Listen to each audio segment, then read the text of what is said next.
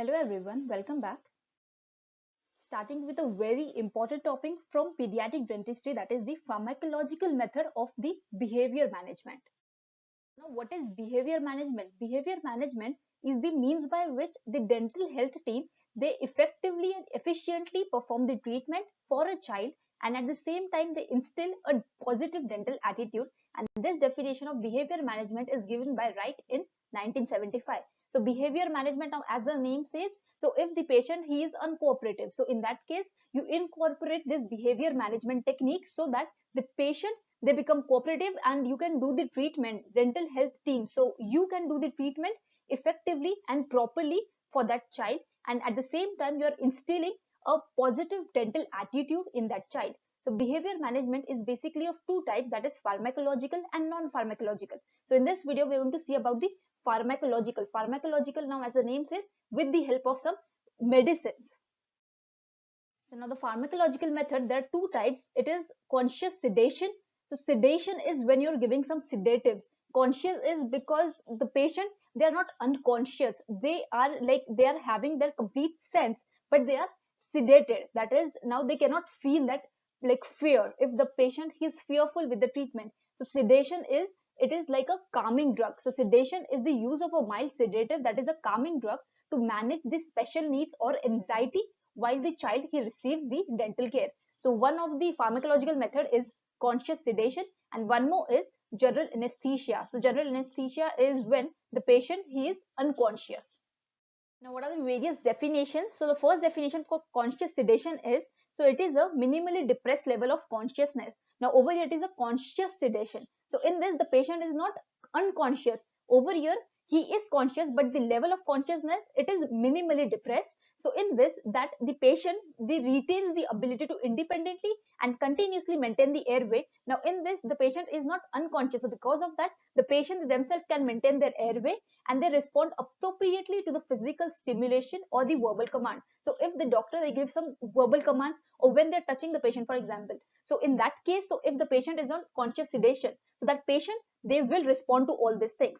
So it is produced by a pharmacological or a non-pharmacological method or a combination of both. So this is the conscious sedation. Now what is deep sedation? So deep sedation is a drug induced depression of consciousness. So over here also it is like the level of consciousness, it is depressed, during which the patient they cannot be easily aroused. So in this, now it is deep sedation. So in that the patient they cannot be easily waken up, but they respond purposefully following a repeated or a painful stimulation. So if there is painful stimulation repetitively, so in that case only the patient they will respond in the deep sedation. Now general anesthesia is, it is a drug induced loss of consciousness. General anesthesia is the patient he is unconscious, during which the patient they are not arousable even by the painful stimulation. So the ability to maintain the ventilatory function, it is often impaired, and in this case you need to give all the airway things and everything in the general anesthesia. And what is minimally sedation? So it is a drug induced state during which the patient they respond normally to the verbal command. So these are the various definitions. So the main pharmacological method is conscious sedation and general anesthesia for the pediatric patients. Now what are the objectives of sedation? Like why exactly you need to do the sedation? So the objective for a child is, it reduces the fear and the perception of the pain during the treatment. So if the patient he is fearful or he have anxiety of the dental treatment, so this sedation it can reduce that fear and anxiety. Then it facilitates the coping with the treatment. Then it helps in coping with the treatment for the child, and it prevents the development of the dental fear and anxiety. Now what are the objective for a dentist? So now if the patient he is fearful, if he is anxious about the treatment, so because of that the patient he becomes uncooperative. So because of that the dentist they becomes exhausted.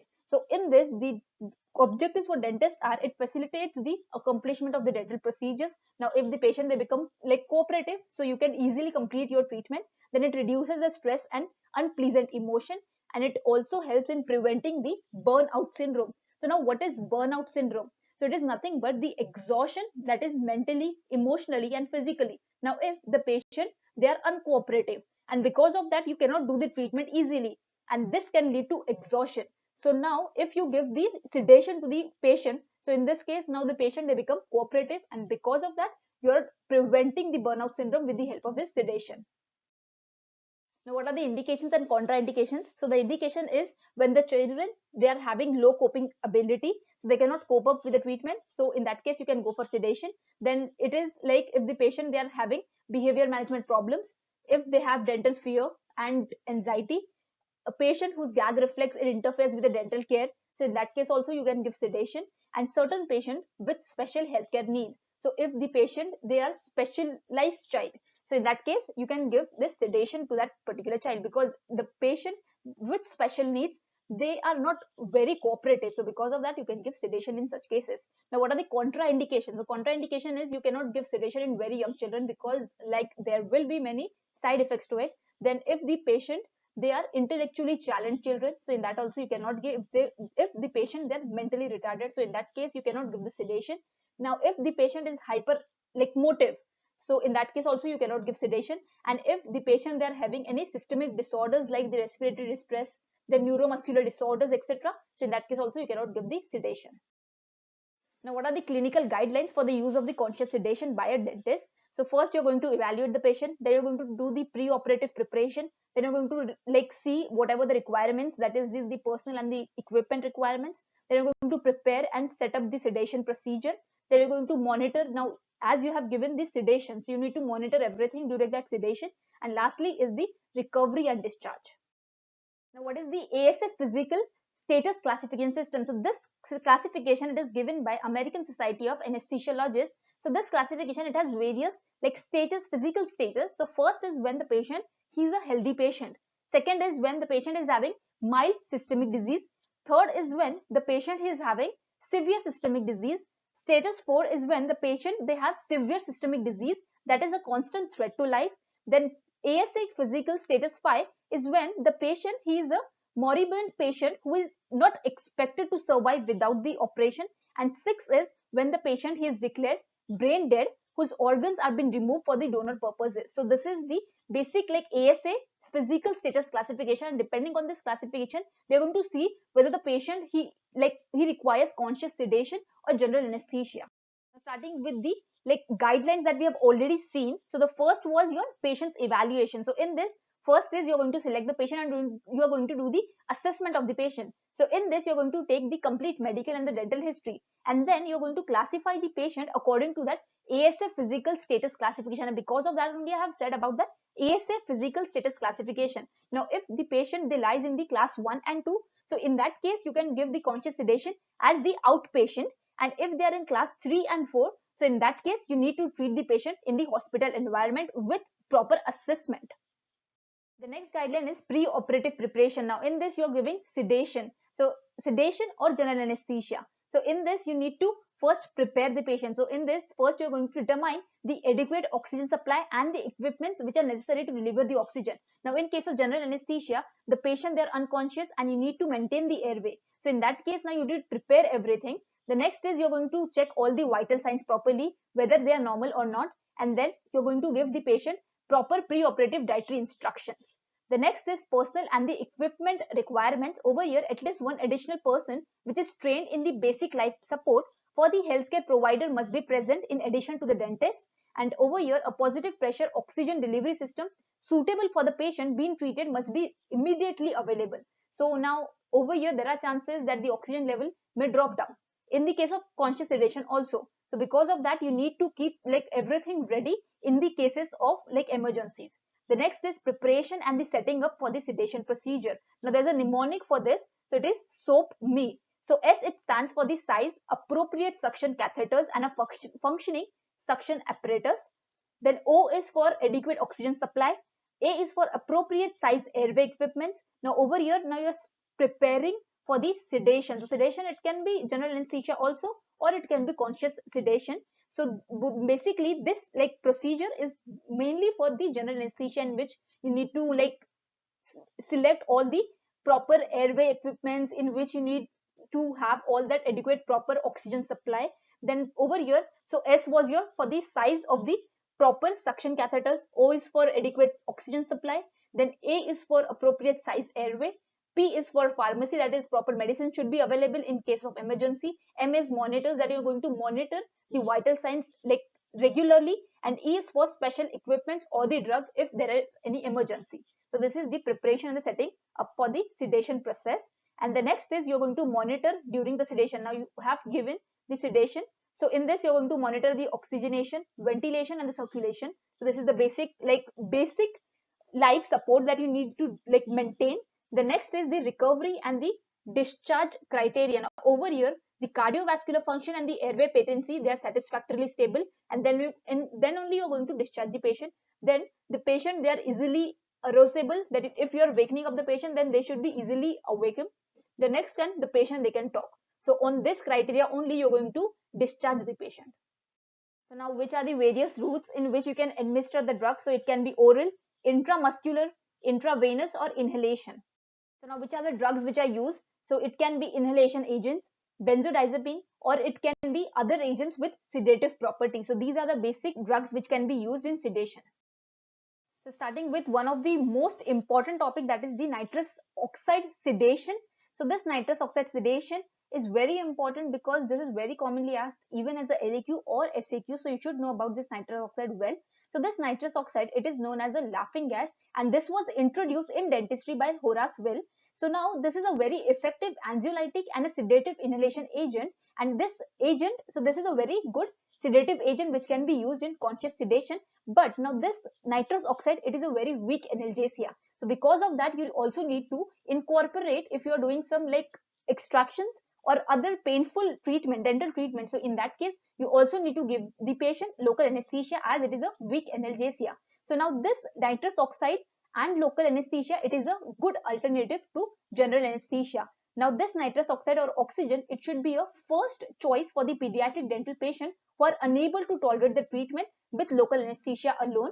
Now this nitrous oxide, it can be used in the patient or in the children with mild to moderate anxiety, and it can also be used in the complex time consuming procedure like dental extraction, or if the patient, they are undergoing elective orthodontic extraction.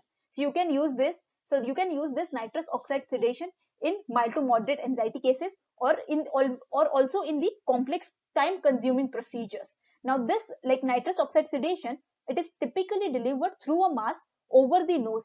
So nitrous oxide, it is basically mixed with the oxygen, and it is delivered to the patient as the patient is breathing in and out. So this is the mask over the nose. So this is how your nitrous oxide, it is delivered to the patient as the patient is breathing in and out.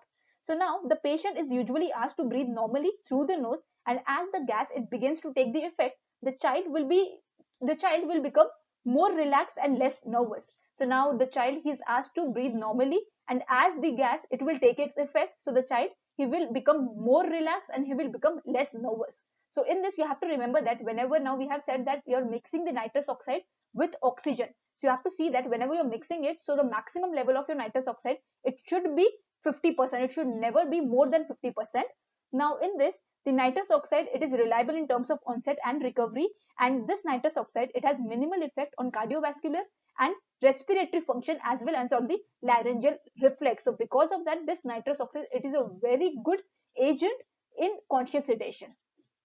Now, what are the indications and contraindications for this nitrous oxide sedation? So the indications are, if the patient is fearful and anxious patient, then the certain patient with special healthcare needs, then the patient whose gag reflex, it interferes with the dental treatment, then the patient for whom profound local anesthesia cannot be obtained, and cooperative child undergoing a lengthy dental procedure. So if the procedure is very lengthy, so the cooperative child also, they becomes uncooperative. So in such cases, you give this nitrous oxide sedation. Now what are the contraindications? So if the patient is pre-cooperative, so in that case, you do not need to give this sedation. The patient with upper airway or respiratory problems as common cold, tonsillitis, or nasal blockage, because now over here, what we have seen was, we are giving or we are administrating the nitrous oxide through a mask which is placed over the nose. So if the patient, they have some upper respiratory problems, like they are having common cold, tonsillitis, or if there is nasal blockage, so in that case, you cannot go for this nitrous oxide sedation. Then the patient with sinusitis or who have undergone ENT operation within the 14 days. So again, in that case, you cannot give this nitrous oxide sedation. Then the patient who are on chemotherapy, then psychotic patient, and the patient with porphyria. So this porphyria is nothing but it is a group of rare inherited blood disorder. So in that case also, you cannot give this sedation, that is your nitrous oxide sedation. Now, how is the procedure of this nitrous oxide sedation? So first is, you're going to select an appropriately sized nasal hood, which is going to be placed on the patient's nose. Then in this, a flow rate of 5 to 6 liters per minute, it is generally acceptable to most of the patient. Then in this, now you're going to introduce 100% oxygen for 1 to 2 minutes, which is followed by titration of nitrous oxide in 10% intervals, which is usually recommended. So for first and second minute, you're going to give 100% oxygen to the patient, and then you're going to start with your nitrous oxide in 10% intervals. Then during the nitrous oxide or oxygen analgesia, the concentration of nitrous oxide, it should not routinely exceed 50% that we have already said. So the nitrous oxide concentration, it must be decreased during easier procedures. So if the procedure is easier one, so you can reduce the nitrous oxide concentration, and you can increase this nitrous oxide concentration during more like complicated procedures. But now you have to remember that this percentage of this concentration, it should not be more than 50%. So during the treatment, it is important to continue the visual monitoring of the patient's respiratory rate and the level of consciousness. Then the effects of nitrous oxide, they are largely dependent on the psychological reassurance. Therefore, it is important to continue the traditional behavior guidance technique during the treatment, that you're like guiding the patient properly during whole of the treatment when the patient is on conscious sedation with this nitrous oxide. Then once the nitrous oxide flow, it is terminated, then 100% oxygen, it should be delivered for 5 minutes due to the risk of diffusion hypoxia. So now, like as you have completed with the nitrous oxide sedation, so after that, what you are going to do is, again you are going to administer 100% oxygen for 5 minutes to the patient. Then the patient must return to a pre-treatment responsiveness before the discharge. This is the procedure for your nitrous oxide sedation. Now, what are the clinical signs of sedation? Like how you'll know whether the patient is properly sedated or not. So there are objective signs and subjective signs. Objective is when you see with some objects, and subjective is what the patient this says you. So objectives is, so this signs, they are recorded prior to and 5 minutes after the administration to see the difference. Then the following signs were examined.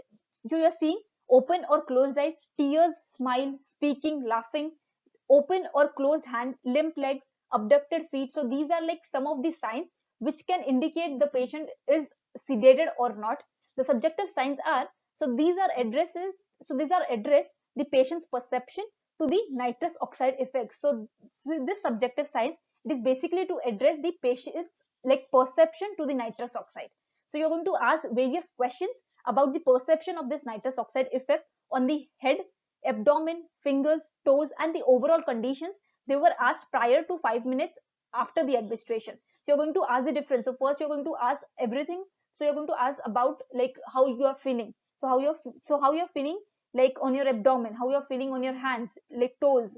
So you're going to ask all the questions before the administration, and then you're going to ask everything after 5 minutes of the administration. Then the questions were, how do you feel? Do you feel different? How does your head feel? How does your finger feel? So these are the various questions that you're going to ask the patient. So that becomes your subjective symptoms. What are the various side effects to this nitrous oxide sedation? So it can be over sedation, nausea, vomiting, panics that the patient, they're panicking, then sweating, headache, restlessness, dysphoria. Dysphoria is nothing but a state of uneasiness. Then tinnitus. Tinnitus is nothing but a perception of noise or ringing in the ears. So the patient, they will feel some ringing sound in their ears. So that these are the various side effects of nitrous oxide sedation. So that was one of the inhalation drug, that is the most important drug, that is the nitrous oxide.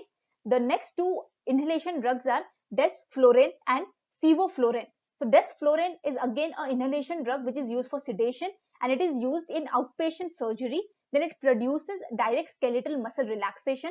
In this you will see there is no hepatotoxicity or no nephrotoxicity, but the rest for these are, it can be irritating to the airway in awake patient, and it can provoke coughing, salivation, and bronchospasm. So this is the next inhalation drug. And one more is sevoflurane. So again it is an inhalation type drug, and it can be again used in outpatient surgery. Now it is non-irritating to the airway. As we have seen, desflurane, it is irritating to your airway, whereas sevoflurane, it is not irritating. Then the concentration which you are using is 2 to 4%, and it does not produce tachycardia, and there is no hepatotoxicity for this inhalation drugs also. This was all about the first part of your behavior management through pharmacological method. Now the topics that I'm going to cover in the next part are, now we have seen the routes that the drugs, it can be administered through various ways. So now in this video we have seen like you are administrating the drug through the inhalation method. So we have covered about this inhalation agents. So the topics that I'm going to cover in the next are the drugs which are administered orally, the drugs which are administered intramuscularly, and the drugs which are administered intravenously. And even I'm going to talk about the benzodiazepines. So over here now we have seen the drugs which are used are inhalation, benzodiazepine, and other agents with sedative properties. So we have seen everything about the inhalation. Now in the next video I'm going to talk about these two, and even I'm going to talk about general anesthesia, which is another method, another method of your pharmacological method of behavior management. So this was all about this part of the video. I hope you found this video helpful, and if you did, then please like, comment, share, and do subscribe to my channel. Thank you so much.